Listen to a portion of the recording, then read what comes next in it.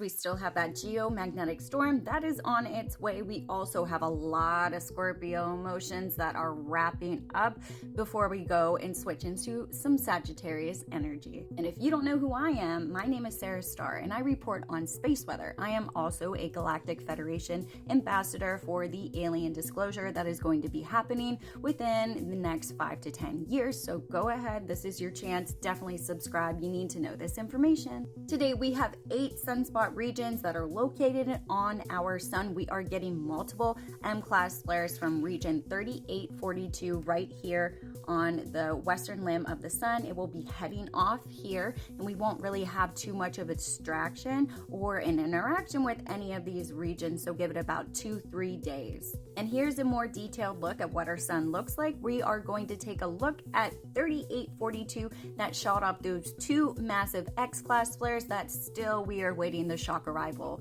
from today.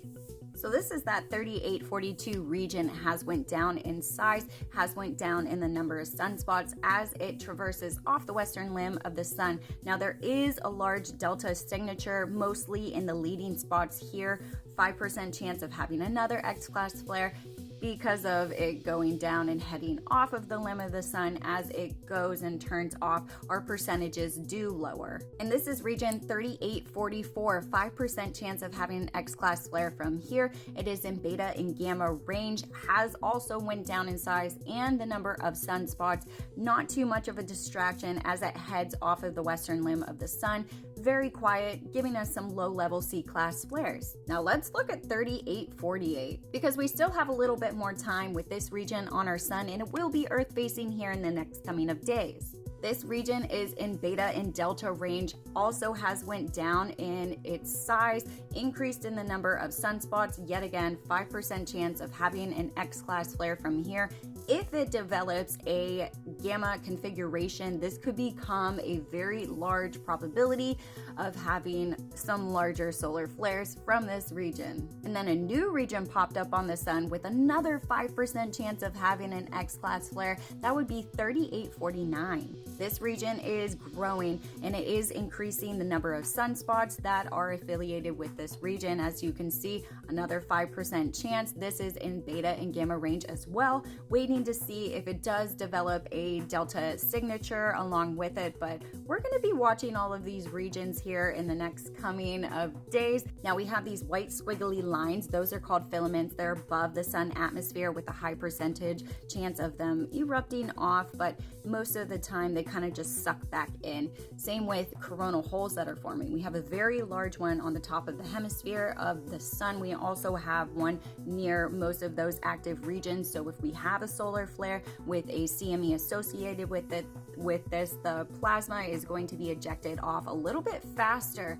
It can also take a little bit more of that plasma becoming denser. And we also have a coronal hole, very small one that is forming on the lower hemisphere of the sun as well. These can change within 24 hours, so of course we always keep track. This is our electron flux. As you can see, we are having a solar wind enhancement. This is an indication of a passing CME and the indication of a shock arrival from that. So with this enhancement, it kind of seems like it's fading away with the geomagnetic storm because it was southward. The bulk of the ejecta was a little bit more southward, so it looks like we're getting more of a glancing blow of this. So our electron flux is an indication of higher levels coming in, that shock. And actually we did have a very weak shock arrival. The solar wind speeds were averaging around 390 to 500 kilometers per second, so very low and slow, getting up to those G1 minor geomagnetic storm levels as an indication that something else is growing.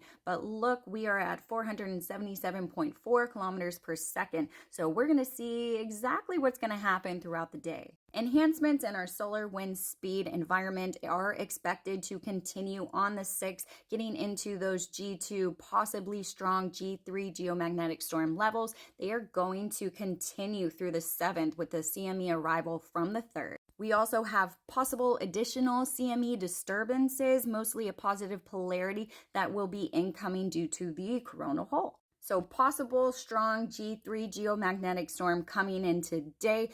And we're also going to have a likely G1, which is a minor geomagnetic storm with a glancing influence from that CME that left early on the 4th from the sun until we die down back into more of those quieter nominal levels on the 8th, unless we have another CME. Then we can see the geomagnetic forecast definitely rise here in the future. So our day is going to start out heavy today. We're going to have old memories, old emotions that are going to resurface. I already cried this morning, feeling a little bit better. Try to release those stagnant energies. And the Scorpio moon is going to do nothing but enhance these emotions as we delve into more of a darkness inside of ourselves, that stagnant energy yet again. And we have to transform that into something completely different. Our minds are clouded with these intrusive thoughts today, which is not pleasant, but we're focusing more on those silver linings that are going to bring us out of it. And as the moon shifts into that Sagittarius energy,